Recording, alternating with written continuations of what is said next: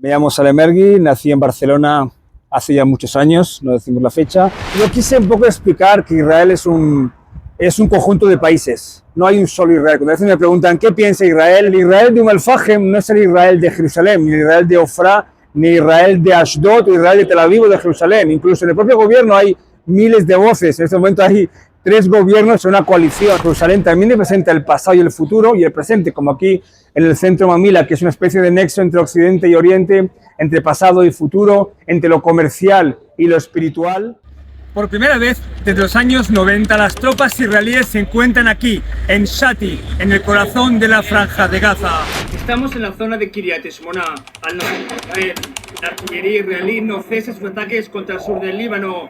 Según ellos, atacan las posiciones de Hezbollah desde donde lanzan los cohetes Katyushas. La artillería es un elemento de intimidad, un elemento de guerra letal y que además sirve a las fuerzas terrestres del sur del Líbano.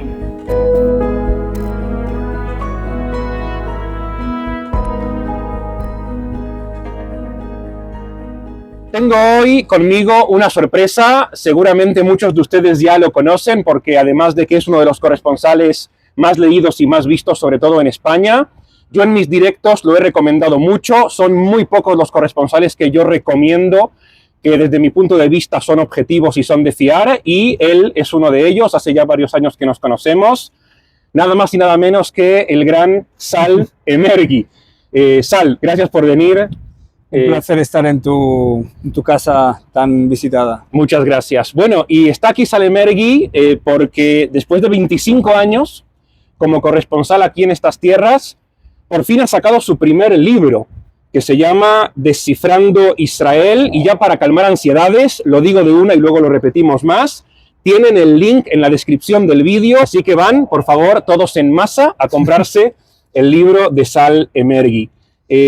Sal, la gente te conoce, sobre todo desde España, te ven en las cadenas españolas, te ven en los medios escritos españoles, pero quizás para aquellos que no. ¿Quién eres? ¿De dónde eres? ¿Quién es Salem Ergui? ¿A dónde voy? ¿A dónde vas?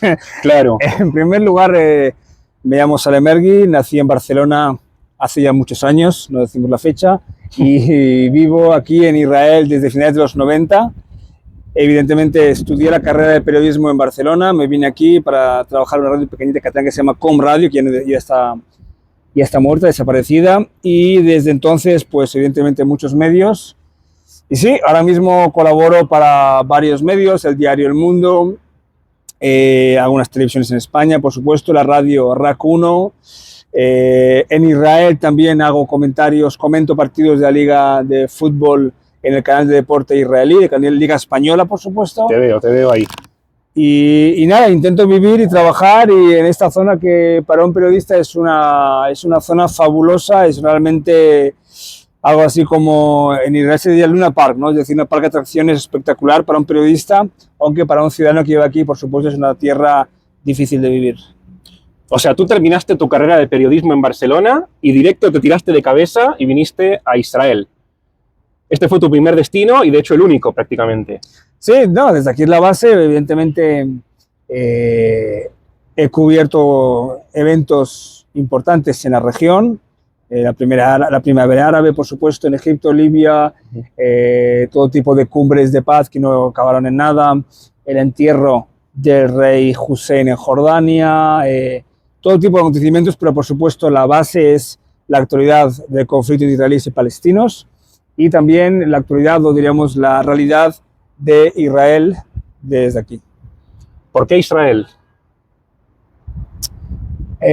Hombre, evidentemente es un país que siempre, por razones obvias, me atrae. Es un país también que desde fuera, desde España, tiene realmente una dimensión mediática muy superior a su tamaño. Tenemos que tener en cuenta que España, si comparamos, por ejemplo, Israel tiene el tamaño menos que la Comunidad Valenciana, pero a nivel de menciones, de observaciones, incluso de examen, Israel es uno de los países más observados.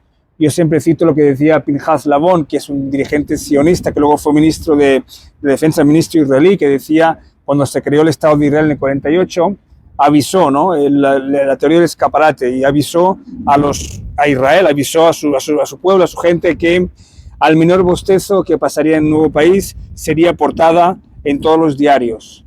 Evidentemente, yo creo que ni él se imaginaría que cualquier bostezo sí efectivamente sería portada y estaría en Twitter, en Instagram, en las redes sociales, y por supuesto la guerra que estamos viviendo, esta guerra de la Franja de Gaza, ha multiplicado esta teoría, diríamos, este foco tan centrado en esta tierra tan santa, tan bíblica, tan importante, pero también tan conflictiva.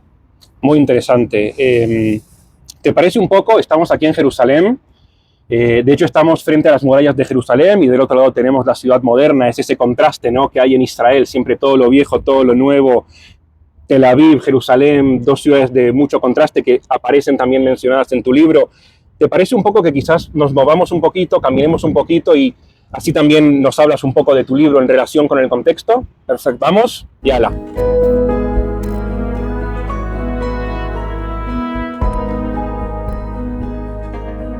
Pues el libro son 12 capítulos, quizás un guiño a las 12 tribus. Yo quise un poco explicar que Israel es un conjunto de países, no hay un solo Israel. Cuando a veces me preguntan ¿qué piensa Israel?, yo digo, pues el Israel de Umm-al-Fahem no es el Israel de Jerusalén, ni el Israel de Ofra, ni Israel de Ashdod, o Israel de Tel Aviv o de Jerusalén. Incluso en el propio gobierno hay miles de voces. En este momento hay 3 gobiernos en una coalición. Así que está relacionado en primer lugar con la naturaleza de este país, que es un país también de oleadas inmigratorias, más judías, más allá, por supuesto, de cristianos, musulmanes y judíos. Y dentro de la sociedad israelí hay, en primer lugar, en base al famoso discurso de Reuven Rivlin de 2015 sobre las 4 grandes comunidades o 4 grandes tribus, Shvatim, Shevet, que son, si quieres te las puedo contar, son 4. En primer lugar, la mayoría es la que es mayoritaria, la que se puede decir la heredera de David Ben Gurión, que es la mayoría tradicionalista laica, que es casi 60%, aún no llega, pero 60%, 55% más o menos. Luego el segundo grupo más importante y numeroso a nivel de cantidad es los palestinos o los árabes israelíes, que es 21% de la población, es decir, un país de casi 10 millones de personas, 7 millones son judíos y el resto son musulmanes. El tercer sector es el sector quizás menos conocido, pero más citado, que es los Haredim, ultraortodoxos, y ahí hay un reto fundamental para Israel en el futuro. ¿Por qué? Porque es una sociedad que crece a un ritmo demográfico enorme, es decir, incluso para parámetros israelíes, que es un país con un crecimiento de 2%, es un crecimiento realmente espectacular. Recordemos que hoy día es un sector que constituye el 13% de la sociedad israelí. Ariel, en el 48, cuando Israel cumpla el centenario, será el 24%. En el 2065 será más de un tercio. Y por tanto, si los israelíes o Israel como Estado no logra su integración plena a nivel laboral y también a nivel militar, en el sentido del alistamiento, un tema hoy muy candente, pues seguramente Israel no va a poder sostener una economía eficaz y brillante. Recordemos que la media de hijos por cada familia de ese sector es 6.5, que es más del doble de la media israelí, que es 3.1. Comparado con la media europea, es una media bastante elevada. Y por último, el cuarto sector, que es el sector llamaríamos los judíos sionistas religiosos, que es también, como todos los sectores, está dividido por muchos subsectores y muchas corrientes.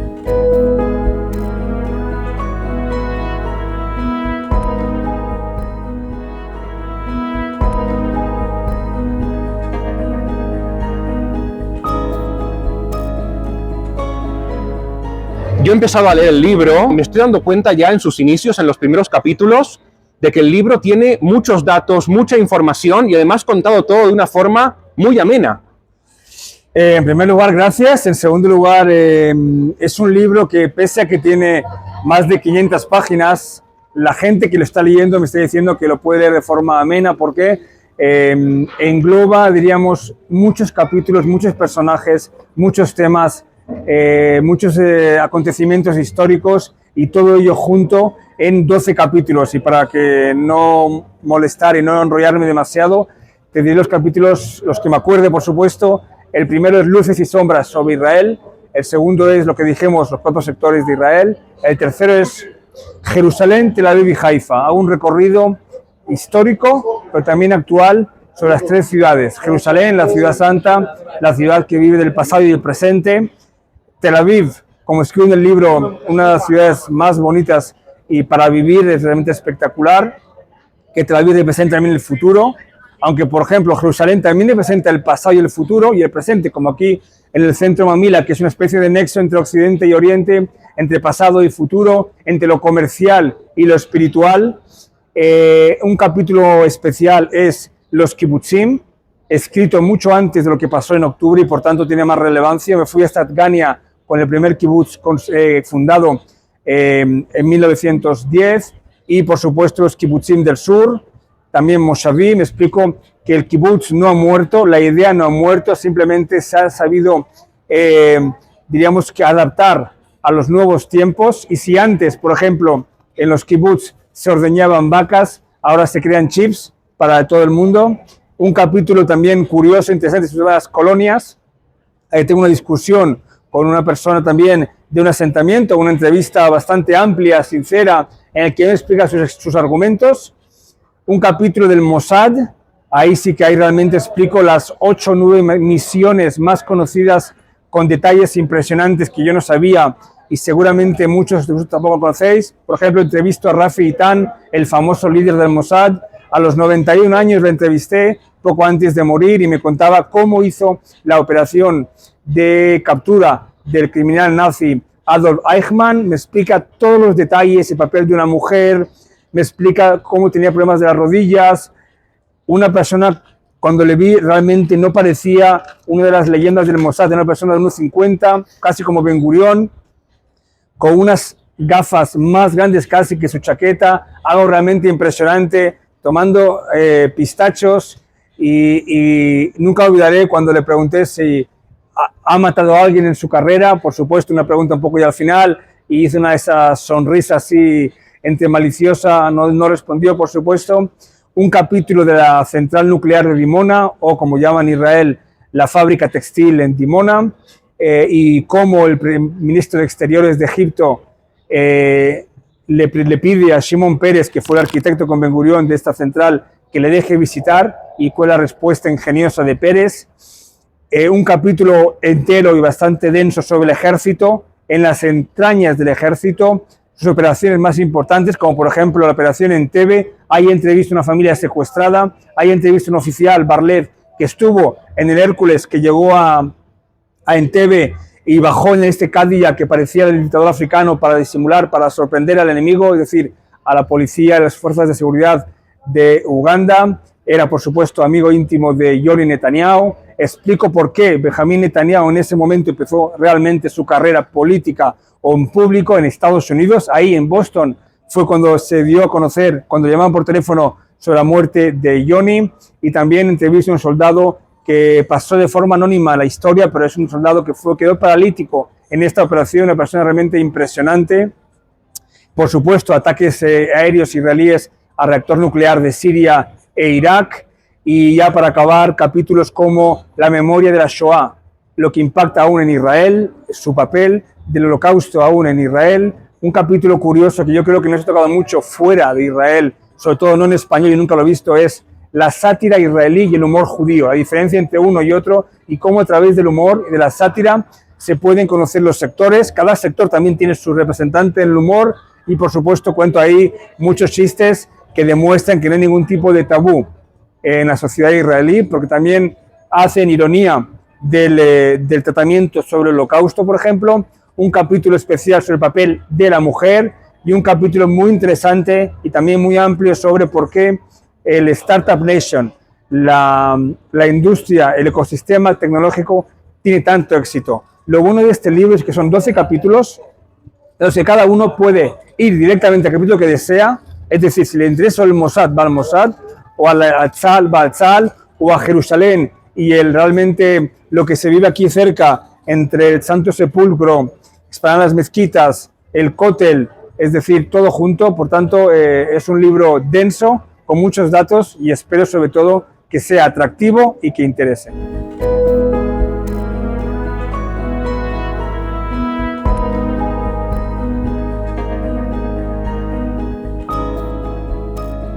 Bueno, Sal, quizás ya para terminar, un poco después de que has explicado de qué va el libro, y aprovecho también ahora para volver a recomendarle a la gente que entren a Amazon, los que viven fuera de España. Está aquí el link en la caja de descripción, y en España se puede conseguir, ¿no?, en las librerías. Y por supuesto, quien vive en Israel, le firmo el libro cuando quiera, cuando llega a Israel, en Amazon o lo que sea.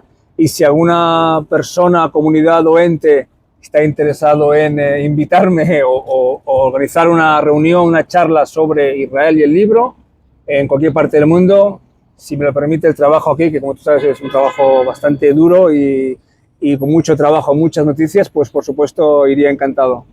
Genial. Bueno, como digo, para ir terminando, me encanta el libro porque además no es sobre un tema específico de Israel, como que abarca todas las facetas posibles que engloba este país en toda su complejidad. Y por supuesto, una de las facetas que tiene este país es el tema del conflicto. De hecho, has cubierto todas las guerras desde el 2006 en adelante, la Segunda Guerra del Líbano. Desde la Intifada. Desde la Intifada, Segunda Intifada también, 2001-2005. Y con lo que está pasando ahora el 7 de octubre, seguramente también tienes mucho trabajo.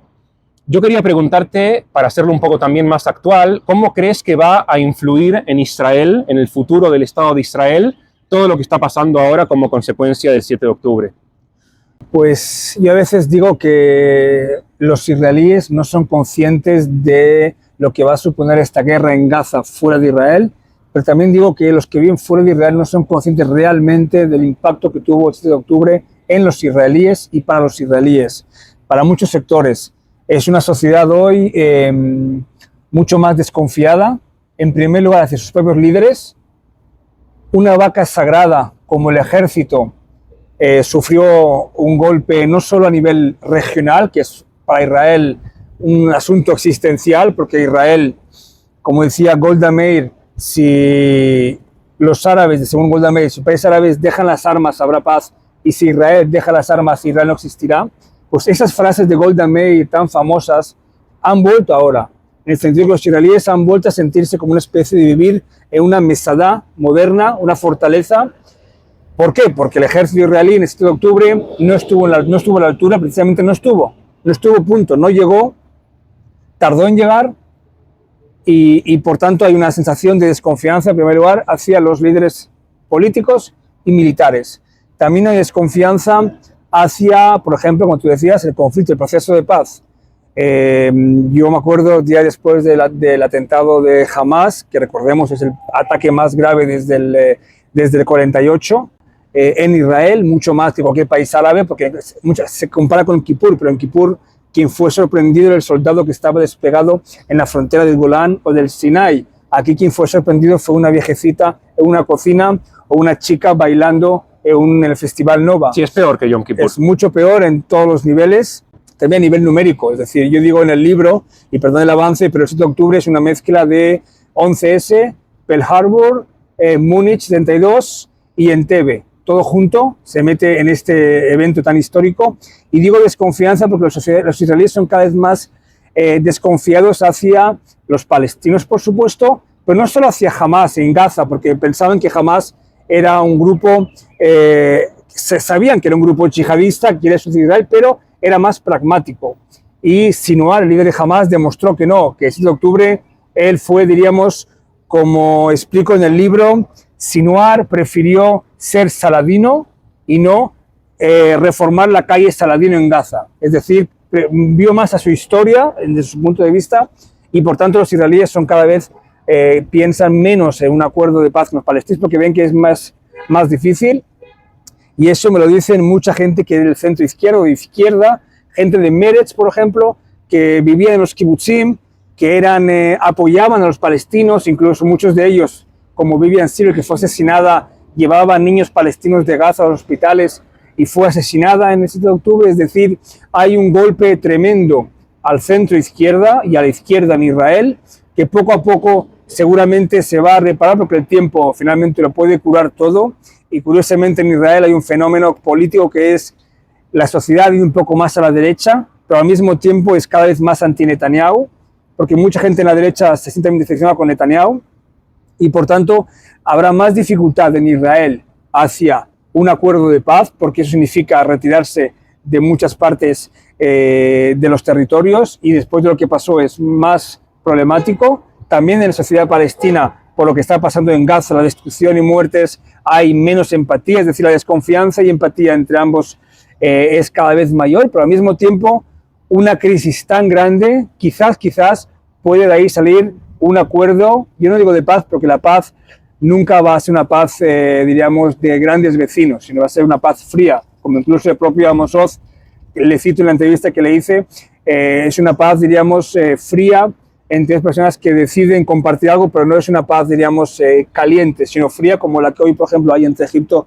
e Israel. Así que es una sociedad impactada, como tú sabes perfectamente, después del 7 de octubre, este país que estaba muy dividido, tuvo unos meses de gran unidad interna. El ejemplo fue que Gantz entró en el gobierno, pero poco a poco estamos viendo ya que vuelven la división, vuelve realmente los debates de antes de la guerra, de antes del ataque de Hamas, y por tanto yo preveo que Israel va a volver a su gran división interna, pero va a invertir mucho más, incluso aún, en el ejército, y de ahí tiene el reto, por supuesto, fundamental de qué pasará con los Haredim ortodoxos, si se van a alistar o no, porque Israel, más allá del tema moral, de que unos sirven y otros no, está el tema matemático, de que finalmente el ejército se ha demostrado que no sirve un ejército pequeñito y tecnológico, sino también se necesita un ejército con muchas tropas, con muchas fuerzas, que estén en el momento adecuado en la frontera para evitar una infiltración terrorista como la que hicieron los yihadistas, que por cierto atacaron, es verdad, el ataque más grave y sangriento contra el pueblo judío desde el Holocausto, pero fue un ataque no solo contra los judíos, sino también contra cualquier persona que no era musulmana, es decir, cualquier persona, incluso musulmanes mataron, es decir, fue un ataque realmente irracional, fanático, y esto tendrá efectos a largo plazo a Israel, como lo tuvo la guerra del 63. O sea, estamos en un momento clave en la historia, Israel con muchos desafíos, tanto a nivel externo, pero también a nivel interno, y, a ver, préstame un segundo, y Descifrando Israel, de Salem Ergi. Mucha gente, desde que yo estoy haciendo directos y desde que estoy publicando vídeos en el canal, me pregunta, recomiéndame un libro para que yo pueda entender Israel, y hasta ahora a mí me costaba mucho realmente recomendar un libro, así que ahora ya no me va a costar. Muchas gracias. Aquí lo tienen, Salem Ergi, Descifrando Israel, Amazon, y los que están en España en las librerías. Sal. Toda Rabá, muchas gracias. Toda Rabá, muchas gracias, moltes gracias. Y os esperamos aquí en Jerusalén.